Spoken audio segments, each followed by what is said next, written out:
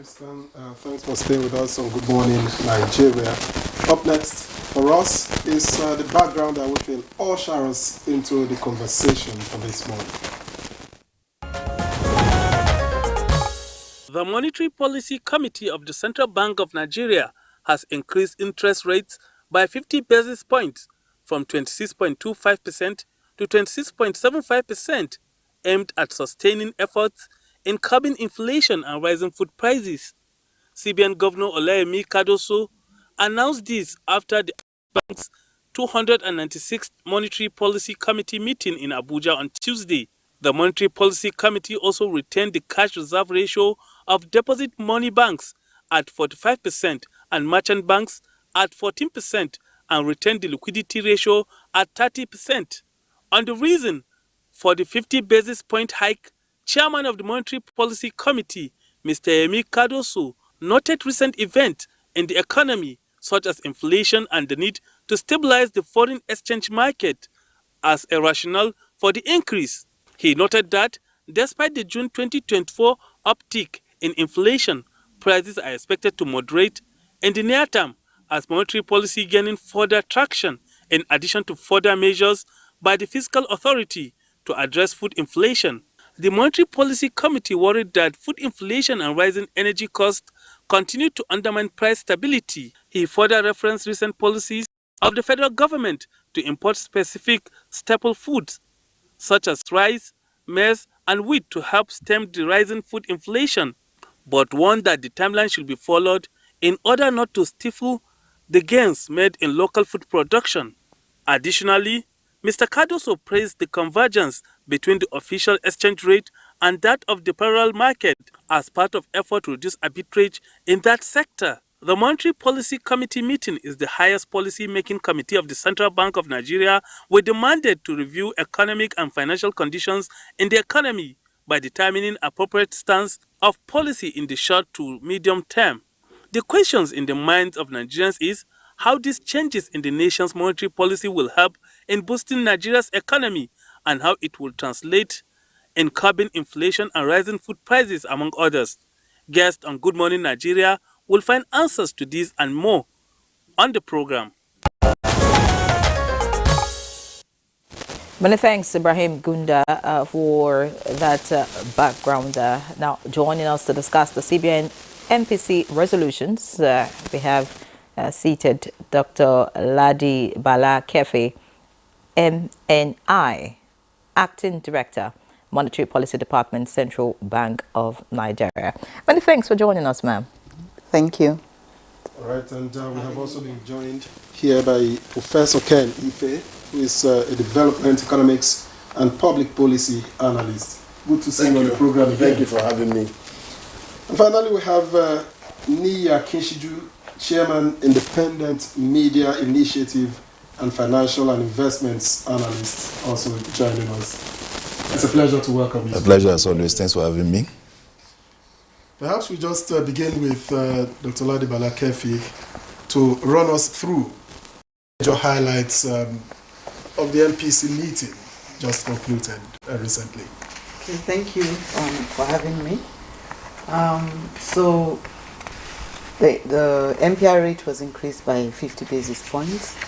The CRR was retained at 45%, and the liquidity ratio at 30%, and the CRR for merchant banks was retained at 14%. So before these decisions were arrived at, the MPC members discussed extensively for 2 days the macroeconomic environment, looking at the 4 sectors of the economy: the fiscal sector, the monetary sector, the external sector, and the financial markets. And it was really a tough debate because the management of the bank and the MPC members are mindful of the current situation in the country. So on the back of that, we decided, the committee decided to hike the rate by 50 basis points because, as you know, the last inflation figures that came out, inflation had inched up from over 33% to 34.19%, which is quite high, and the drivers of is food inflation. And food inflation is something that has impact on everybody in the country. So in order to curb that food inflation, that was the rider to why that decision was taken. And you know, as theory says, inflation is when you have too much money chasing too little goods. So the challenge we're having is monetary policy alone cannot handle inflation, cannot address inflationary pressures.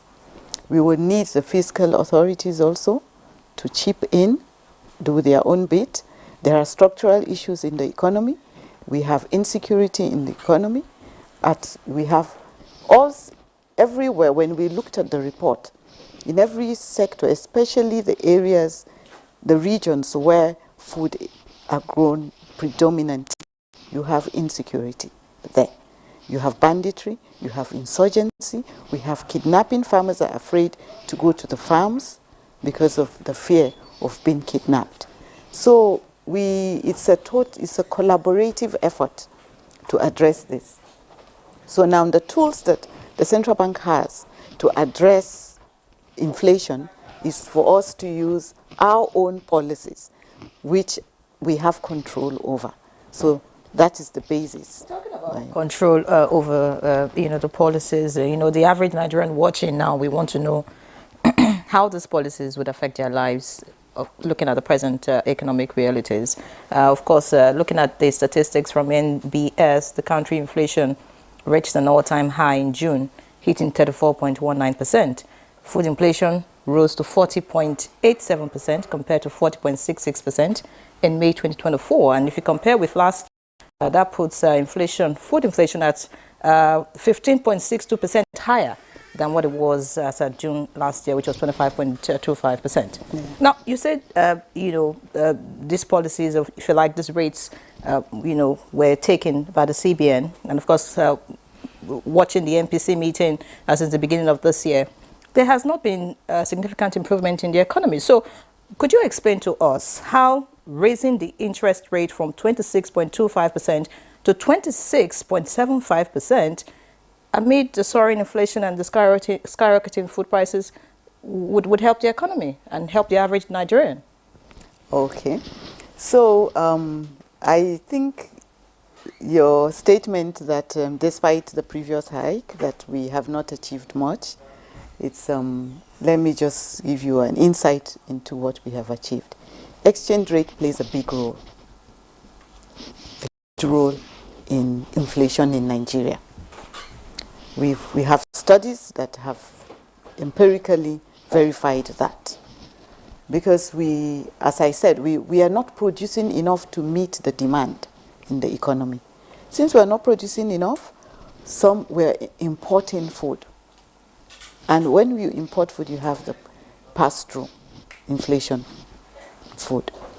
So this rate hike, we hope that if we reduce the quantum of liquidity in the system, that we will be able to address this high inflation.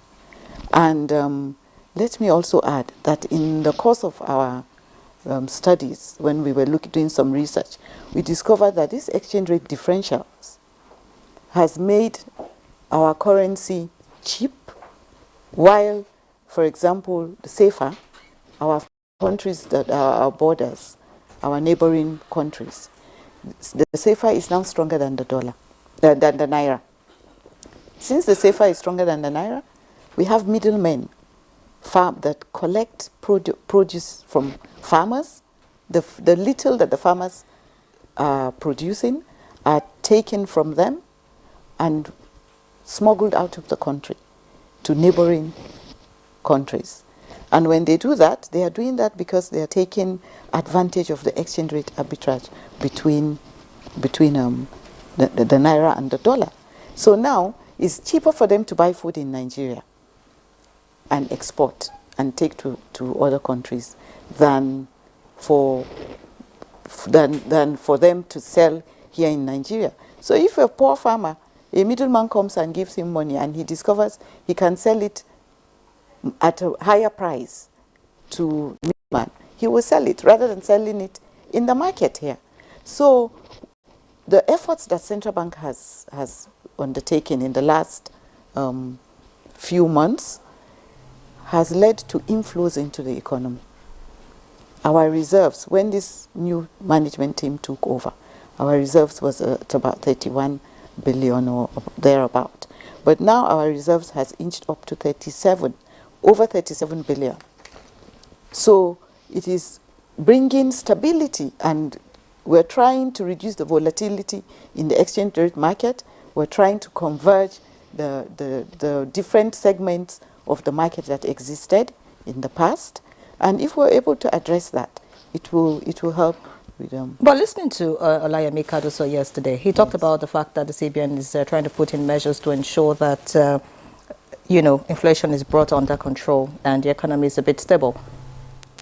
Putting the blame now on other factors as being responsible for the high inflation. Could you speak to us about what these other measures the CBN governor was referring to yesterday when he talked about the CBN, trying to reduce the inflation rate? Okay, yes. Thank you for that question. It's a very good question.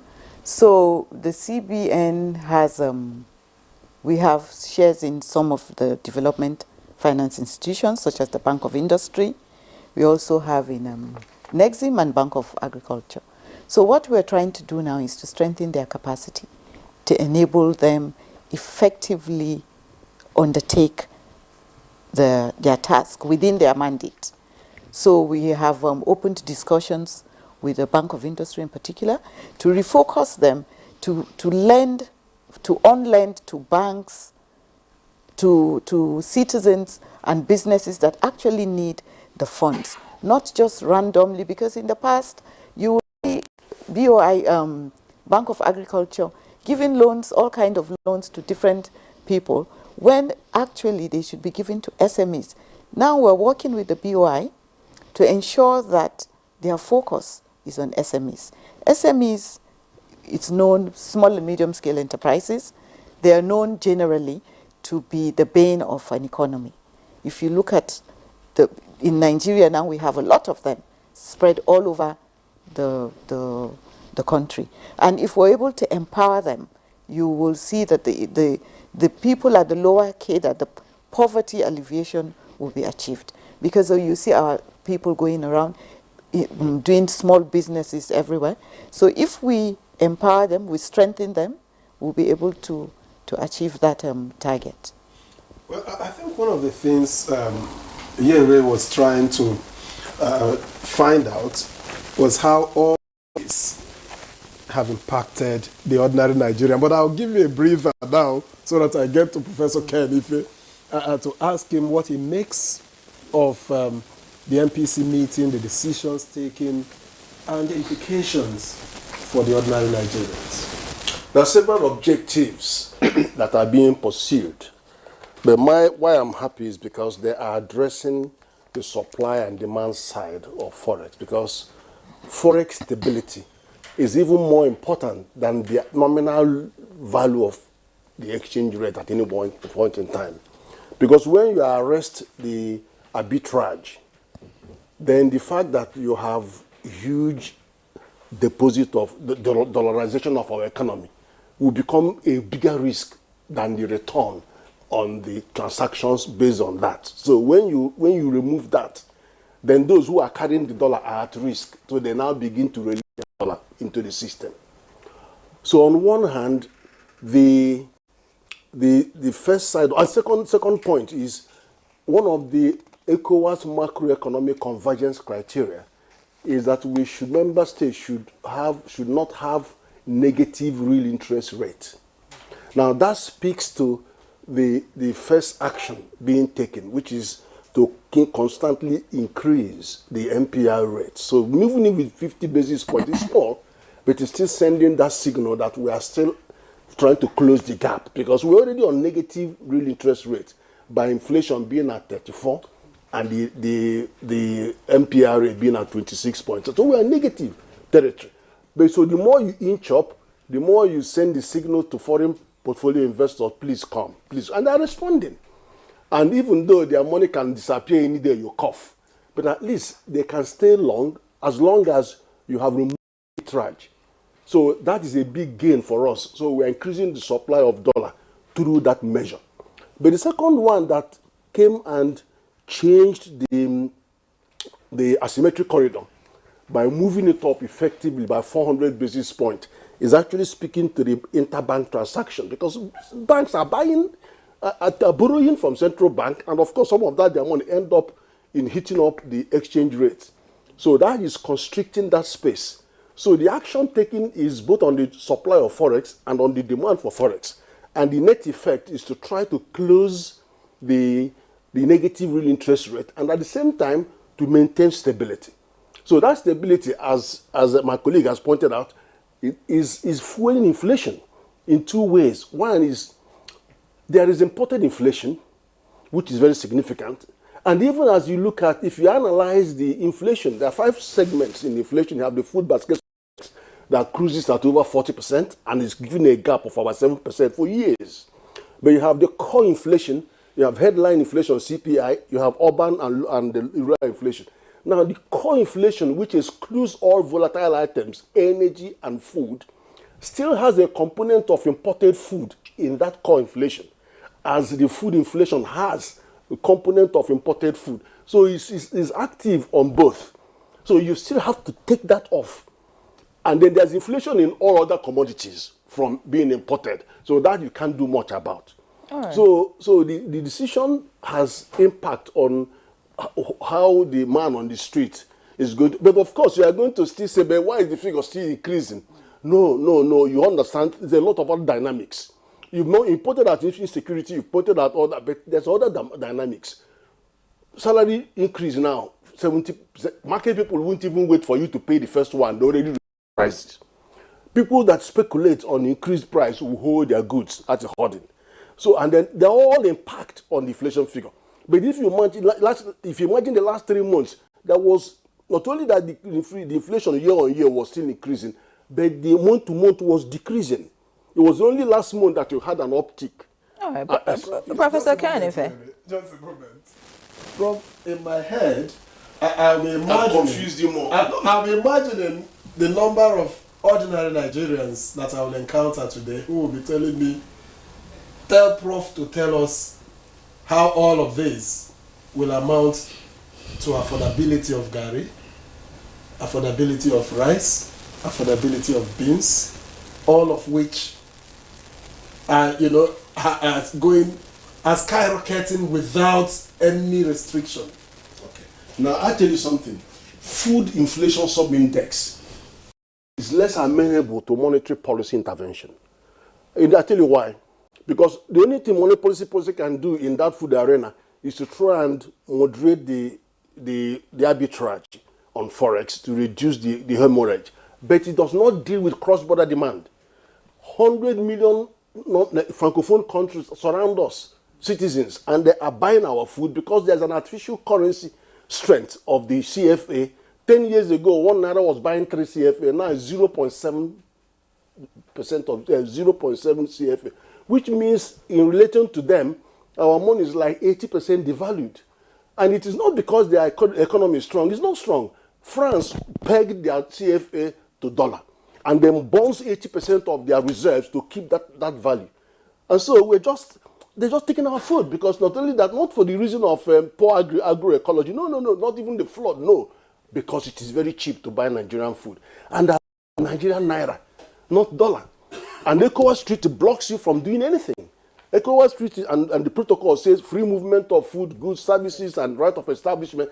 Unless you move to value addition at the frontier states, will you be able to raise the value of those commodities and then bring it under ETLS? So we can now begin to apply our restrictions. But you can't do that. Professor Kanife, I'd like to beg you, because, like the NLC said, Nigerians are hungry and angry.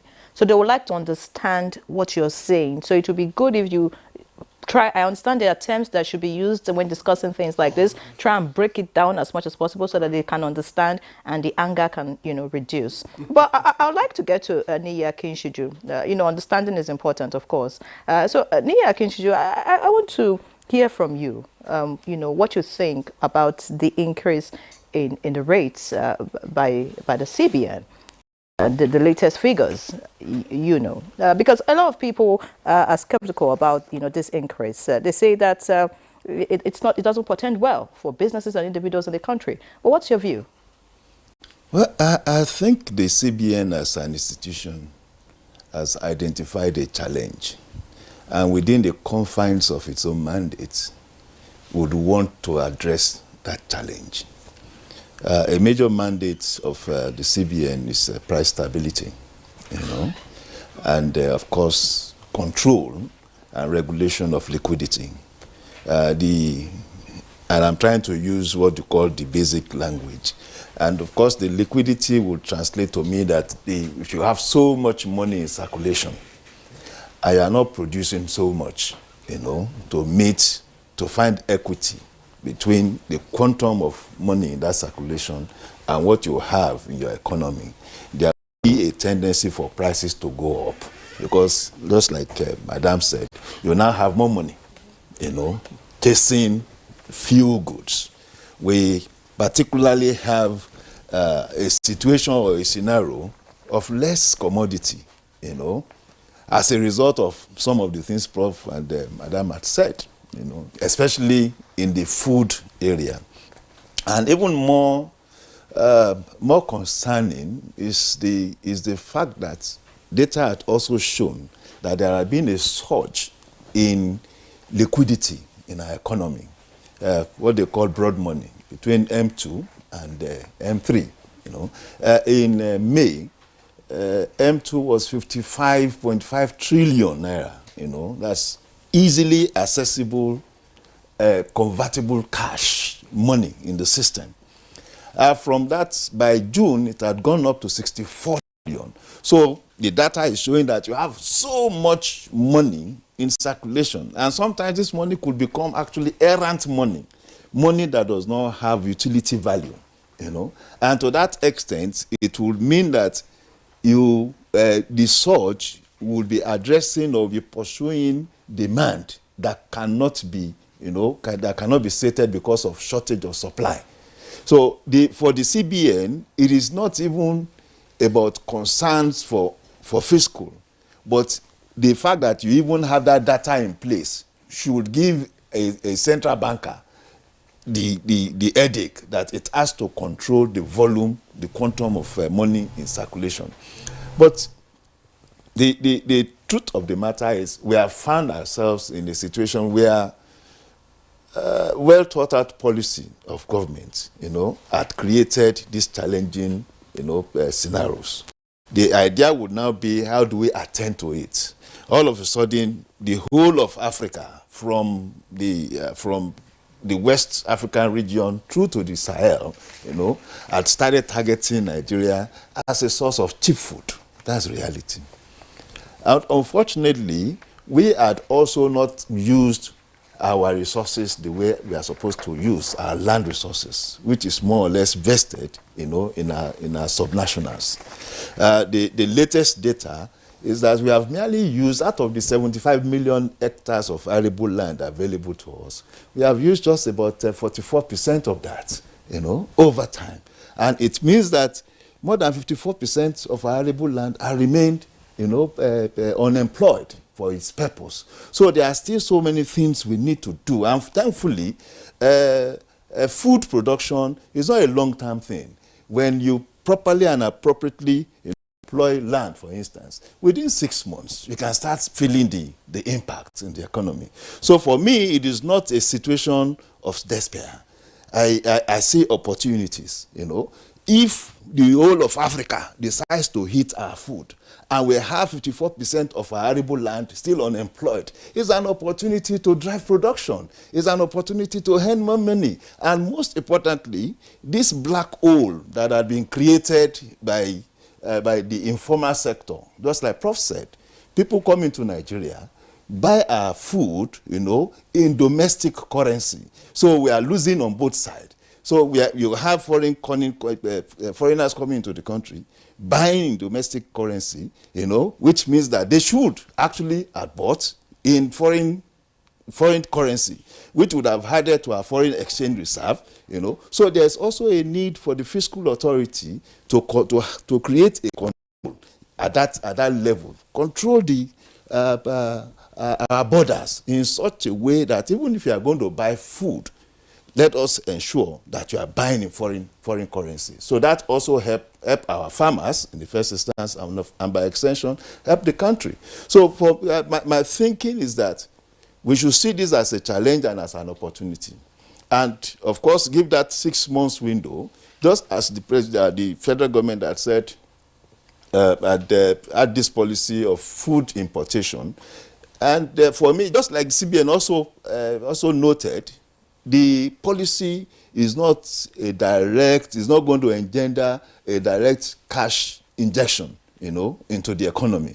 It is to say, if you have money, if you are interested in this particular segment of the economy, you can import food. The federal government will not charge levy or taxes. And my typical example is rice. A bag of rice coming into the country, before now, would charge a total of 70% tax and levy. So if that 70% is reduced, it automatically translates to mean that 70% value of what we used to buy had been removed for this next 150 days. So I think there are measures that have been put in place to address this challenge. But for the CBN, I have nothing against the CBN. The CBN has seen a challenge and it's addressing that challenge. Well, since you have mentioned the one you don't have nothing against, perhaps you will also tell us the one you have something against. So who is it? No, of course, the more effective collaboration that is expected between the Monetary Policy Authority and the Fiscal Authority. And of course, when we start also talking about that, you see dimensions it will also take. It's not a linear issue. There's so much to it that you need to address from a multiple point of view. All right, thank you very much, Nia Keshiju. Let's now welcome Yushau Aliyu, who joined us a bit later. Yushau Aliyu is a financial analyst. Welcome to Good Morning Nigeria. Thank you. Good morning, Nigeria. And straight up, well, some economic experts are suggesting focusing on resolving structural issues instead of depending solely on monetary policy changes to curb inflation. Do you agree? I quite agree with that, because central bank always uses conventional tools to check conventional engagement of financial transactions, and that is the role of the bank. But what is left for the bank to understand again is that whatever roles they are playing is to bring prosperity. And if you attempted policies over 36 months, which is 3 years, and it is not yield the result, then definitely you have to check the indices you are working with. Let us be frank. Central Bank increases NPR in February by 400 basis points. It's so high. It's so high to check whatever gap that is created in financial transactions, and in attempt also to bridge the gap of making price stability in an economy. It is good to understand that there was central bank in 2009, and the central bank was also very efficient in 2009 when there was economic meltdown. The central bank was able to keep our reserve buoyant and policy trend consistent and favorable to all producers. You cannot see the economy when the biggest investor in African soil is complaining of the NPR and still go ahead and make adjustment using conventional leverages. I am so concerned that if inflation today is 34.19%, it's a figure that was released by a government agency.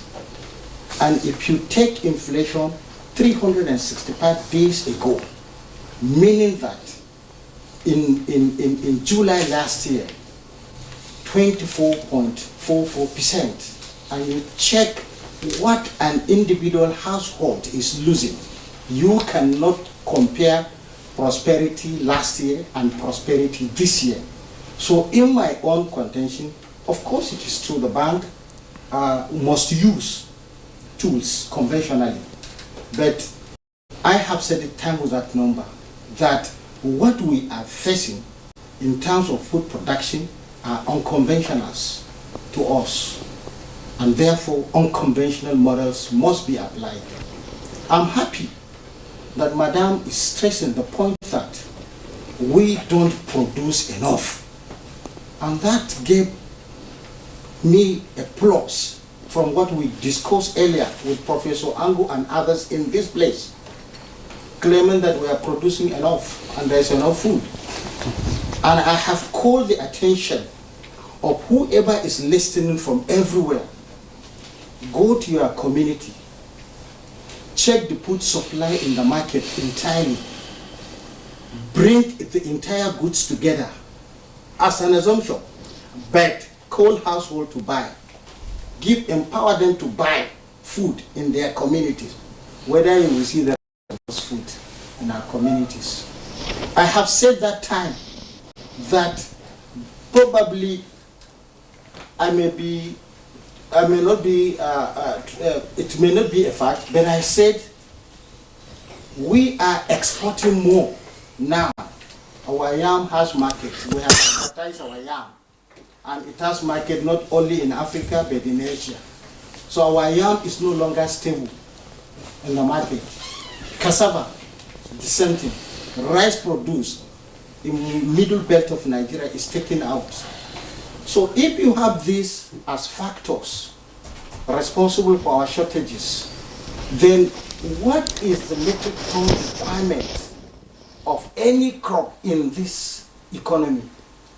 Let me tell you, Mr. Nii mentioned that I prefer to use what former Minister of Agriculture, Adrogbe, said. 90 million hectares arable land, only 5% is accessible. I'm from Accessible. So it's not a question of not that we are just not using them. Exactly, and you can attest to that.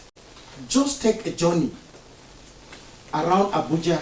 What you see is housing estates, and in each household, what they are looking for to survive is food. And we go to a limited market and with a limited income. So unconventionally, there are challenges. If we continue to bank on conventional tools, these conventional tools are based on certain assumptions. So what unconventional measures are you thinking that the CBN should look at? Good question. Cost of input. How can you sell fertilizer at 45,000 per kg and you expect production at the end of production season prices to go down? We have to check cost of input. That is one. Two, we have to check the production zones. What is giving constraint to farmers to produce? A friend of mine is now in the hand of bandits because he wants to go to farm. As I'm speaking to you, lecturer with Federal College of Education, Zaria. So we have to check insecurity for us to produce. People are willing to produce, but at the end, attempting to produce will take all your savings and your family savings, and you go back to square zero. It has happened not to one household, not to two households, a lot of households. So unconventionally, it's not the work of the bank, but work of other agencies to look into that, so that you cannot sit in an economy for 12 calendar months and you are boasting that you are producing enough with rice pyramid, but every food inflation is higher. What is wrong with our mentality? Understanding what is called prosperity or common prosperity or prosperity of a nation or prosperity of a growth of a nation or proportion of growth of the entire economy. I am optimistic that if the bank can halt this NPR, because biggest investor in Africa cried out, and the bank is supposed to list it. because we know how many manufacturing sectors are being abandoned. In Kaduna, where I come from, in Zaria, where I come from, a lot of SMEs are going down. And let me affirm certain commitment unconventionally. Now taxes levy that is taken out, there is need for efficiency from the fiscal authorities to make sure that those factors that can bring stability in general price, so that the common people will not be talking about protests. Do you understand? Because it's one thing for the bank. This central bank has made a lot of mistakes and they were identified. The bank was taken to the court for cashless policy. Myself, me, Akinshidu, explained in this hall that it's a good policy, but it came at the wrong time. When we discussed that matter, the CBN did not take enough models to check it, but at the end, the bank ended in court. That was a wrong measure. The intervention funds for agri development and finance since 2014, Gordon Emefiele brought out proposal. I still have it, I still go through it, and I have seen very fine tools to make prosperity visible. But along the line, we saw how these monies are being some, if I can say, swallowed, because the bank is mandated to bring all these monies back. So it is good for us to understand that in any monetary policy is affecting household directly. And this household directly, it is the one good measure that will tell the bank that is succeeding is when you begin to see prosperity being appreciated. All right, thank you so much, Joshua. You've made very significant points, and I'm sure Dr. Ladi wants to respond. Joshua's argument is that the prosperity you talked about earlier is invisible.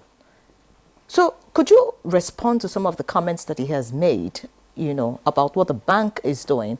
And of course, it's evident also that, you know, key investors in this country are also complaining about some of these policies of the CBN.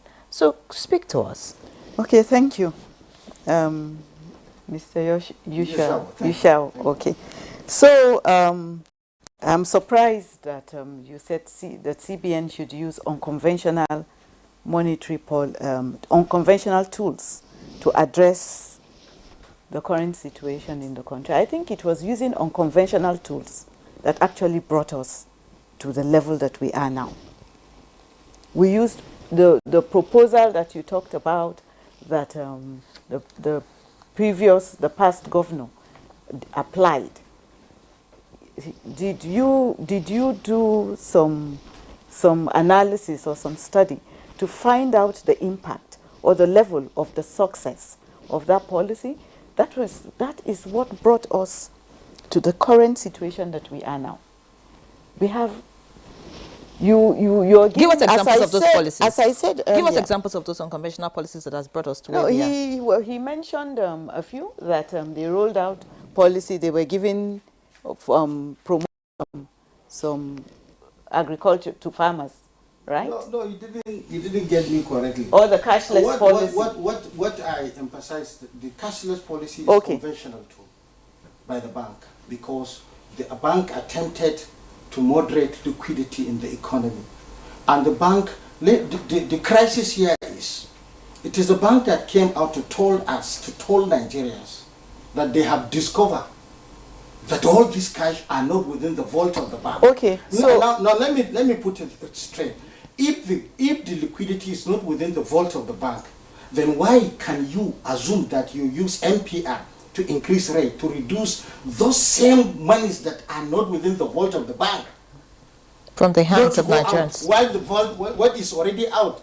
These are conflicting issues. No, they are not. Okay. They are not conflicting. Okay. And maybe you need to come.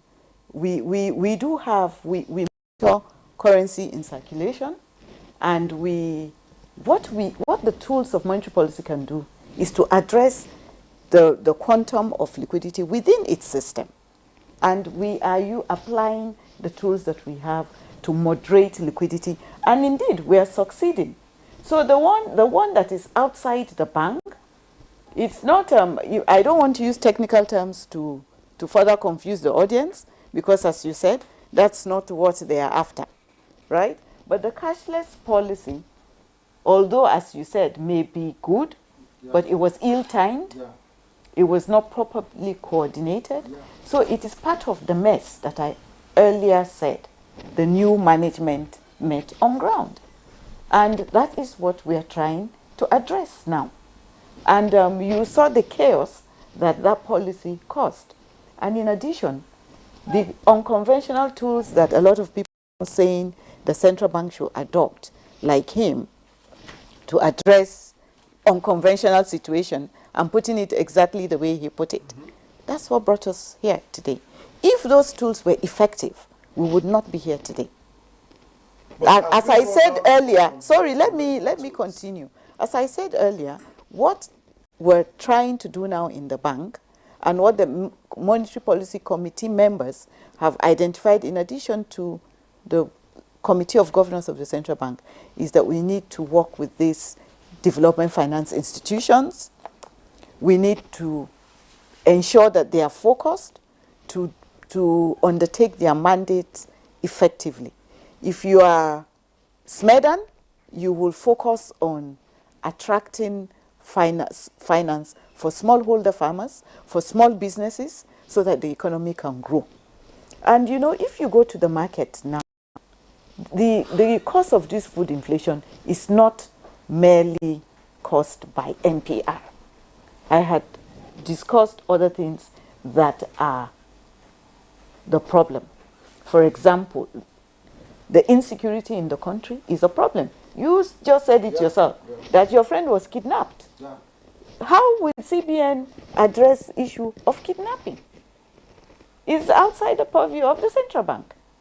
But it's just that in the past, the central bank put itself into so many things that we shouldn't be doing.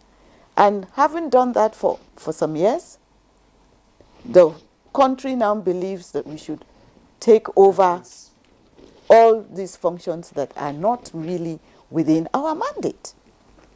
Why should CBN address insecurity in the country? We will collaborate with the relevant agencies and sit and talk. Trade, Ministry of Trade should be involved in this. The Ministry of Agri should be involved in this. The Ministry of Industry, I think Trade and Industry are together. They should be involved in this.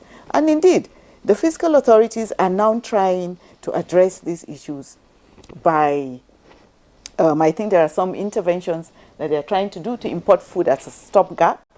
And also, even the central bank, as I said last time I was here, we donated fertilizers.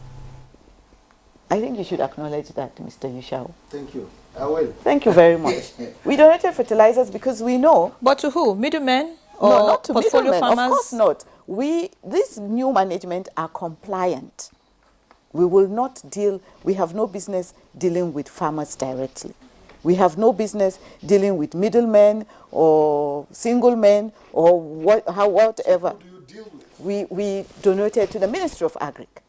The Ministry of Agri, should they have the data? Did you monitor that?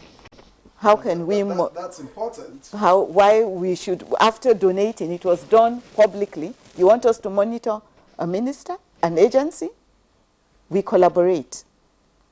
And we did effective collaboration. And we are doing effective collaboration right now with all the necessary agencies.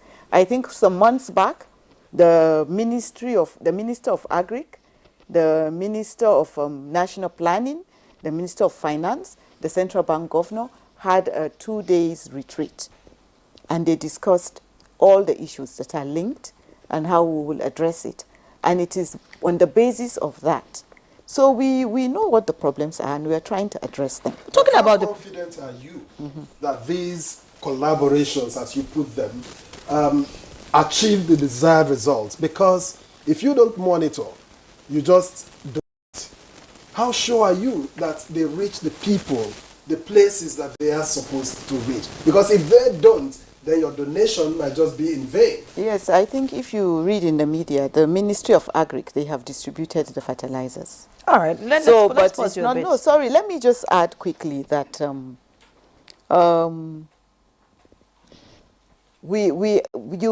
may not see. You said we shouldn't use technical terms, but I would like to tell you that we have moderated the growth in money supply by using our tools. And when you have too much liquidity in the system, which led to the Naira redesign, right? You will be reducing inflation in the system. It's just that explaining it to the layman in the language that he will understand may be a bit difficult. Professor now talked to you about real interest rate and all that, and you said he was going too technical for your crowd. But be rest assured, we're doing the right thing. We're mindful of businesses that are big, that will believe that our MPR hiking the rate may affect their business. We are mindful of that, but at the same time, our current concern is to bring down food inflation. And there's what you call the impossible trinity. The central bank cannot be dealing with all three things at the same time: growth, inflation, capital inflows. So what is it dealing with at the moment? Right now, this our MPC is targeting inflation. But and the inflation has not improved if that is your target. You cannot expect something that has been brewing for over 10 years. Let's for three MPCs to address that. There's what you call the time lag, and you need to give us some slack. By next month, you will see some moderation, and there is a forecast that inflation by end of December, it will go down to 27%. By the end of December. Yes, but we are even working harder to ensure that it comes earlier. And indeed, there is that fiscal and monetary policy coordination ongoing now. We are having meetings with them. We've signed, I said it the last time I was here, we are signing an MOU with them. And you can see that the fiscal authorities are also planning to bring in fertilizers and food also to address the shortage. By the way, Dr. Lade, just to let you know that it's Nigerians that, would want the CBN to do the needful as fast as possible. Of course, like I mentioned earlier, the NLC said Nigerians are hungry and angry. So they want to see results as fast as possible. And maybe that's the reason why we want to hear exactly how this is, affecting the average Nigerian. Of course, they are watching you now and listening to you. You're the representative of the CBN right here. So, of course, what you say is what the CBN is doing. But I'd like to get to Professor Ken Ife. So much has been said. You mentioned, the foreign exchange being an issue. In your own opinion, what are the best options you think the CBN can apply to tackle some of the issues we're facing with our foreign exchange? Okay, I'll get to that. I'll get to that. See, the food inflation thing, it would be unfair to be facing CBN 100% square on food inflation. I have to tell you that. If you look at the food map, I started by telling you the cross-border demand. It's got nothing to do with CBN. It's got nothing to do, and our monetary policy cannot affect foreign countries. We can't touch their monetary policy. But apart from that cross-border food demand, you also have the fact that I have tackled the Minister of Agriculture on why are you allowing palliatives to be bought in the same food market, reserves being bought in the strategic reserves from the same food market. Are they not inflationary? And then you see flood coming in that will decimate thousands of hectares of already planted things. Don't you see all those dangers? What has monetary policy got to do with those? Nothing.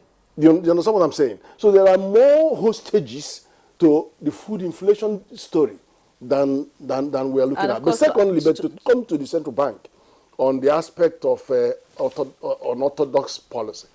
You see, the last administration has tried to pull in domestic finance intervention to deal with the market failure in access to finance to MSMEs, to the extent that people would have announced saying that they burnt their hands. So, for some reason, the current management decided to take a backseat, to pull back. But when you pull back, which they're entitled to do, and then you also have rising MPR rates and all those indices that put more stress on lending MSMEs, then the question is, there's a bigger gap. How do you fill it? So you can now see that the central bank is now talking to domestic finance institutions and saying, okay, what can we do to increase your capacity to fill that gap? And so the likes of BOI and then the Bank of Agriculture, a Bank of Agriculture, for example, you have to recapitalize Bank of Agriculture because they haven't got that capacity unless you recapitalize them. Nexim Bank, you have to recapitalize them to be able to lend. But Bank of Industry is sound. AAA rating, they will do a lot more for everybody. So bringing them in and others is the way to go to fill the gap. Because to be honest with you, it's hurting the MSME sector. It's not just Dangote saying it. The evidence is out there. Companies are fleeing the country. Those who are producing are laying workers off. And then you have stringent, difficult conditions of doing business in the country exacerbated by insecurity. So what the CBN is trying to do is what I've been crying that they should do from middle of last year when they started this, get these people in position so that they are beginning to mop up. When you are withdrawing, the devil doesn't fill the gap you are creating. So I think they're moving in the right direction. You haven't attacked the issue of the foreign exchange, which you mentioned as a major challenge. Sorry, can I just say the foreign exchange, if that foreign exchange is stabilized, which is what we're doing, and as I said, we attracted this new management from the time they came to date. They have attracted over almost $10 billion into the economy. And you know why? It's because of the interest rate. It's because of the interest rate. If we hike our rates, we attract inflows, capital inflows. And if we attract capital inflows, it will stabilize the volatility that is in that exchange rate. And once we do that, Prof had earlier spoken about the pass-through of exchange rate to food inflation. And I also mentioned it, also imported food inflation, what we call imported food inflation. Let me put it in layman's language. When you import rice into the country, you use foreign exchange to import rice into the country. So you're importing that inflation into the country. And if we're able to manage the volatility in that segment, in that space, it will moderate food prices. So there is a connection, but it's how we will now put it down. We are planning to communicate more. We are already, this is part of the communication, but we're also planning to take it to another level, to different segments, like maybe the market women. So they can understand what's going on. So that they can understand what's beautiful. going on. I hear that you're going to leave us shortly because of other pressing engagements. But, in line with what you have just said, the International Money Transfer Operator License, so that's the IMTO, of course, is a crucial requirement for operating legitimate money transfer business in Nigeria. And the CBN approved 14 of them earlier this year. Now, how essential is this, for encouraging diaspora remittances and inflows? And how will it impact the liquidity in the market? Oh, thank you very much for that question. It will have a huge impact. Nigeria is a supplier of labor overseas.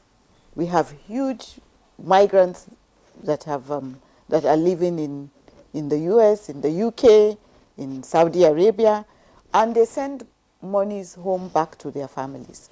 So licensing additional IMTOs is to enable them, and then we reduced some of the restrictions, and so to make it easier for Nigerians in the diaspora to send in their money into the formally, so that we can capture them in the formal sector.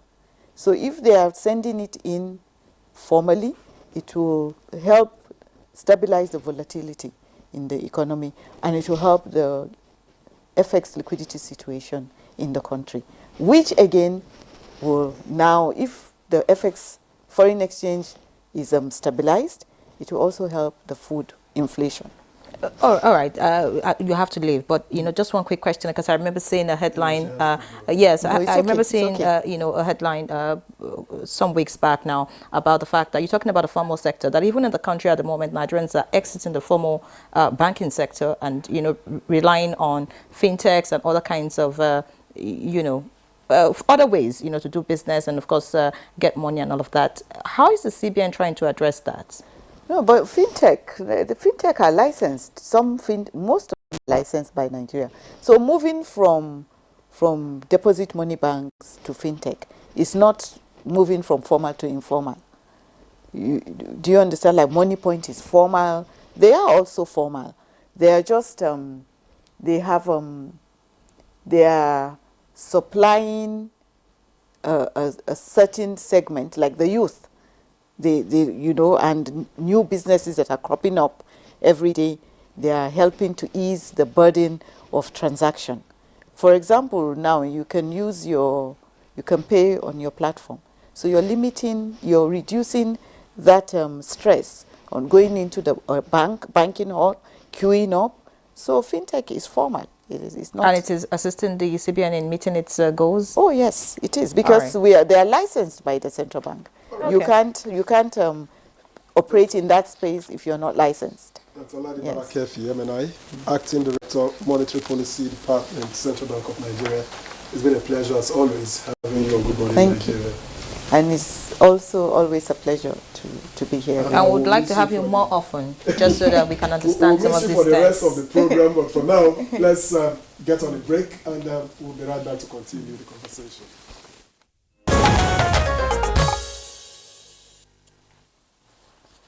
All right, thank you for staying with us. We've been discussing the MPC's, the Monetary Policy Committee's decisions recently, and we just signed off the CBN representative, Aladi Balakefi.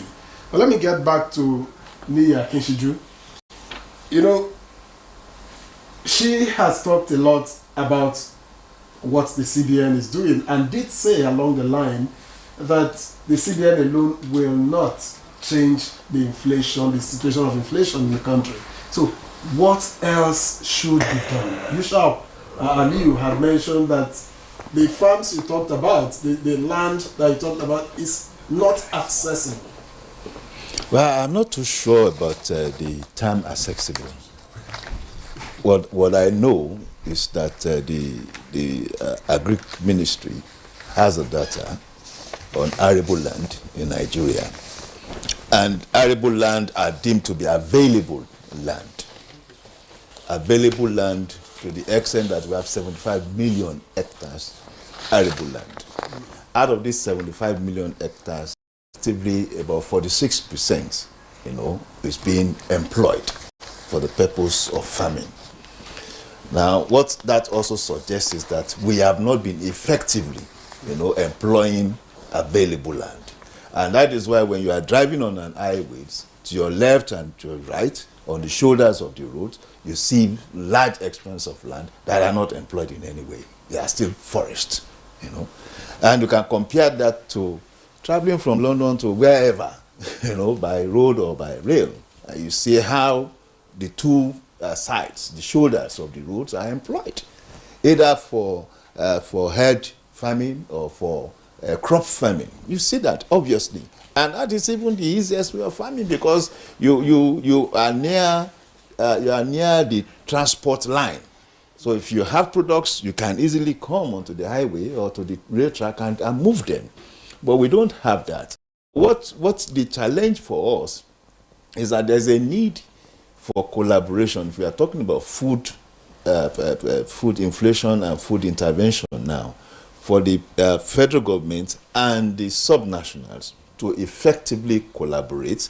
And I am wishing for a time where we'll have the National Council of Agriculture, there's something like that, meet, where the Federal Minister of Agriculture would constantly be meeting with the Commissioner of Agriculture. Because the truth of the matter is that lands are vested in governors, in the subnationals. So the federal government don't actually have rights, of whatever initiative, except one that they may want to, how do I want it? They want to discover. I mean, they may want to take away from the state. But what do they discuss at the Council of State? I know that most ministries have their Council of State on agriculture, as it is elsewhere. No, the Council of State discusses sundry issues, but we are talking about specifically issues that affect agriculture here. And so just like you have Council of Education ministries, you have Council of Communication ministries. So would it be out of place? I've not heard, if there's a Council of Agriculture. And it is very important because the Federal Ministry of Agriculture don't have proprietary rights over any land in Nigeria.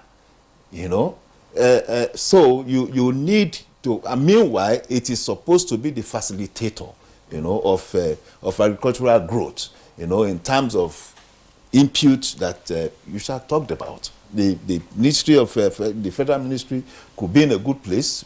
Federal Ministry of Agriculture could be in a good place to supply or to facilitate supply of inputs. The federal government latest we had purchased 2,000 tractors. Those will be distributed to the state. How would they be distributed? It's not in the place of the CBN, for instance, to monitor how fertilizers were distributed. They don't even have the capacity to monitor. But we have structural issues. Perhaps until lately, when we are celebrating the financial autonomy of local governments as declared by the Supreme Court, the most important tier of government and governance had more or less been emasculated over the years. And if you are talking about distribution without the local government, it means that you get to a point between the federal government and the state government that things disappears. There's no accounting process at the level of the local government.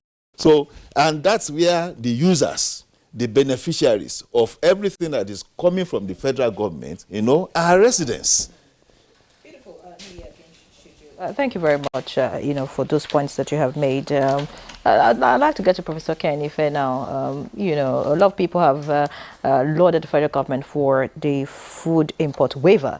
They say it's a good move. But some people think that looking at the uncertainties in the foreign exchange markets, will a policy actually achieve its targets, since Forex is still needed to do import? And then we have hammered on the fact that production capacity being low has been responsible for where we are at the moment. So how will this waiver affect production? Is it a plus in terms of production, or it's a negative? No, first, there is the criticality of if we don't have food, people will die. An existential challenge. And if we are hearing from the Senate, Lawan, that there is nothing in the food strategic reserves. So I'm not interested in entertaining the argument about whether you should import or not. People cannot die for any other policy reason. So what it is that my guidance is, throw it out to everybody. It's just selective. If you rather than import rice, import paddy. Paddy will be given to the installed capacity. We have huge installed capacity in the country for milling rice. So when paddy comes, you employ that capacity, you keep our jobs. Then you bring it even at a much more reduced price and you deliver to the market. So that is a much more understandable, and it's for a limited time. And so some of those processors, example, Olam, Dangote, they have huge capacity. So you can say, okay, we'll give you license to import 2 million paddies, tons of litter, and then process it. And you can monitor that. So it's easier than to say to everybody can hire a go and import. And then you go back to square one and start strangulating our local production capacity. So that's my take on that particular side. Thank you, Professor Ken Ife. What do you make of the food import waiver, given the uncertainties in the foreign exchange market? This one, you are talking to me directly. As I'm speaking to you now, I am boiling. I always try to be frank. Please calm down. Calm down. I'm done. You want water? No, I don't need it. All I need is to bring out what is paining me. I will be calm. It's unfortunate. What I mean by the central bank using unconventional tools to address. The bank insisted that it's using MPR to control inflation. And the bank is telling us today that they cannot control food inflation unconventionally because insecurity is not their job. What I am emphasizing is that the bank should understand hiking rates is diseconomies to manufacturing and SMEs. I am one. Two, what is needed is not from the bank to use unconventional, it's for the fiscal authority to use unconventional tools. Supply bottlenecks, lack of good road, lack of insecurity, all these things. I am not so stupid to say that the bank should carry gun and go and fight insecurity. Development financing in 2014, Godwin Emefiele Stress is going to manage people's oriented central bank. Is it what is on ground today? If it is not, if it is, no, listen carefully. If it is not what is on ground today, then central bank has failed us to bring people's oriented central bank. I'm not speaking about individual. For Kodoso, I appreciated his courage to bring radical ideas into banking recapitalization, which is very necessary.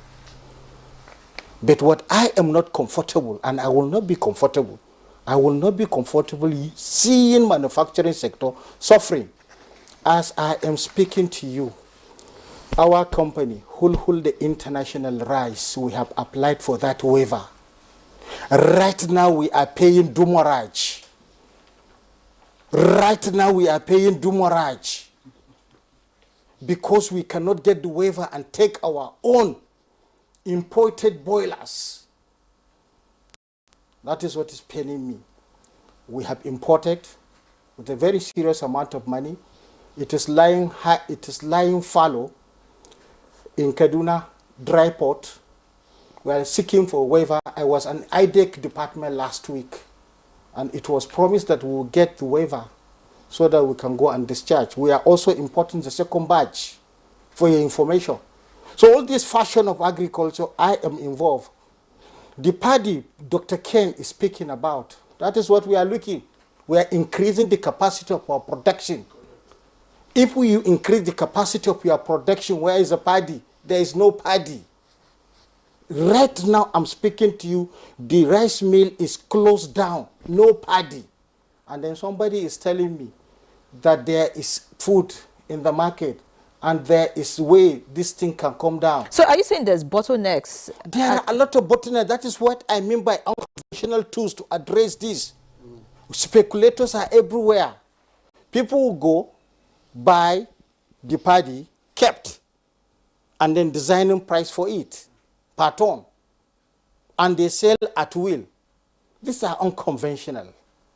These are the things that I mean unconventional to address food insecurity, because food security does not end in only production. It's also including in pricing. If consumers don't have the income to buy, there is no any security to them. There was a story last week. Somebody came, met some people. Please, can you buy pap and go say beans cake for me? They say, God, these are the kind of people that have dead mind. In less than 2 minutes, the person died. They all regret it. So to him, there is nothing like food security because he died of hunger.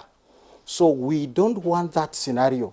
What we are emphasizing about the bank, quite okay, monetary policy tools are used. And these tools are known to every economy conventionally. But it dependent on certain assumptions. You cannot steal our dollar and kept at home. It's unconventional. That is what I mean. How can you steal dollars in foreign reserve and kept in soccer ways? And you are telling me you are using conventional tools to control money supply while the supply is already in soccer ways. So I am passionate about this nation, and I love the tempo the CBN is taking to bring new ideas into the bank. There must be a central bank governor, the same way that there must be the World Bank president. Is an arrangement that is working worldwide. I see no reason why our bank for 10 years, remember when I mentioned 2009, there was economic meltdown as a result of mortgage crisis in the United States. Nigeria was not affected because there was adequate arrangement. Our foreign reserve was high, our crude sales was good, our subsidy payment was stable, and at the same time, inflation was 11.5%. There is no way you give me any courage when you tell me that you are targeting inflation to be 27%, because I know what 27 is year on year. And I know what month-on-month inflation is revealing. It's not as a result of any measure. There is no way month-on-month food inflation, prices will change month on month. What is the lacuna? Because of time, what are your recommendations The now? What do we do? The recommendation is first, we are discussing monetary policy. And I have said it over a year ago, over 2 years. And the bank is aware that please, for the meantime, this investment you are attracting, the forex you are attracting, all these $10 billion that the bank is saying that is as a result of raising interest rate, I don't have a full detail, but I will find it. But I'm thinking it's as a result of subsidy removal. That's why we are having extra dollars in the corpus of the bank, not as a result of diaspora remittance. Because we all have diaspora in our families. We all have them. And if they are sending, we know. And if they are not, and this volatility of inflation worldwide has affected several sectors. And insecurity also. I come from the region where there is high insecurity. Giwa, that has the largest market of maize. If you'll be surprised that the production zone is controlled by bandits. They decide who goes to and decide when to sell. So right from there, they are controlling the supplies. These are unconventional. And I'm not asking central bank. I am the governor. Remember, Erufai spoke when he was a governor then. Remember. So, but in my own, this MPC halt the MPR. 50 basis in 30 days, 400 basis in 300, in less than 60 days. All this thing is diseconomies to our manufacturing. We want to thrive. The paddy doctor is speaking about, we collect money in millions from bank to buy the paddy. There is no paddy. And the interest rate has changed. The prices at which the payment of interest has increased. So if we are to, at the end of the day, get our capital back, we have to hike prices of whatever we produce. And that is why inflation will not come down. Professor Kenife, you want to respond and give your recommendations quickly? I think there is a sense in what he's arguing, because even as the acting director of monetary policies pointed at $10 billion being realized from foreign portfolio investment inflow, it's still not, it's nothing compared to others, because when the central bank clamped on the commercial banks to close their net open position to 20%, what it means is that all the nearly $5 billion that the banks were holding, they had to sell them. When the bank, some of the measures have resulted in inflow, a greater inflow of foreign diaspora remittance. Last month figure is about $2.37 billion inflow, which means if it continues like that, we'll break the record of about 28 or more $1 billion inflow from diaspora. And then when the government using fiscal means to now start securitizing our assets, well, for example, you've seen Frexim give us about $5 billion on future sales of crude. Yeah. That's securitization. We'll bring in more dollars. We'll do that for gas. Securitization will bring in more dollars. So we are using other fiscal means to bring in more dollars. So those dollars coming in and are even more important than the foreign portfolio investment. Yeah. Foreign portfolio investment can vanish any day. So, but then, if you look at what you are actually saying, they've actually started working on it, because you could notice that last month, the increase on the MPR rate was much more than here. It's 50 basis points, but 150 basis points. Yes. So it's coming down. But then they now turn back on the supply side to squeeze the commercial banks by increasing the 400 basis points from asymmetric corridor. Yeah, asymmetric corridor. So they are listening to what you're saying. Yeah. And I think we should allow the few, I think about 2 minutes more that we have for the to make his concluding remarks. Well, just I have noted, the CBN is doing what it's supposed to do. I don't have anything absolutely against the CBN, because when you look at data, you react to data. We need more collaborative efforts amongst agencies of government at the federal government level and at the subnational level, for especially this food thing. And again, it is also simple economy. Cross-border trade in Nigeria's food production line, it's an headache by itself. So to a large extent, what perhaps we need is even to start driving organic interest in food production amongst the Nigerian population. We have a huge population, and if each household, of course, statistically, more than 40 million households in Nigeria are involved directly in food production. But also, given the land that is being employed, it will mean that just under 2 hectares of land, are being used by that by the household. So, which means we don't even have more land.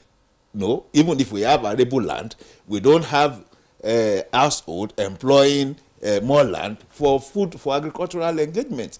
So those are the kind of things we still need to attend to. And just like I said, agricultural venture is a short-term impact venture. Within 6 months, once policies are impacted, we can start seeing the results manifesting within 6 months. All right.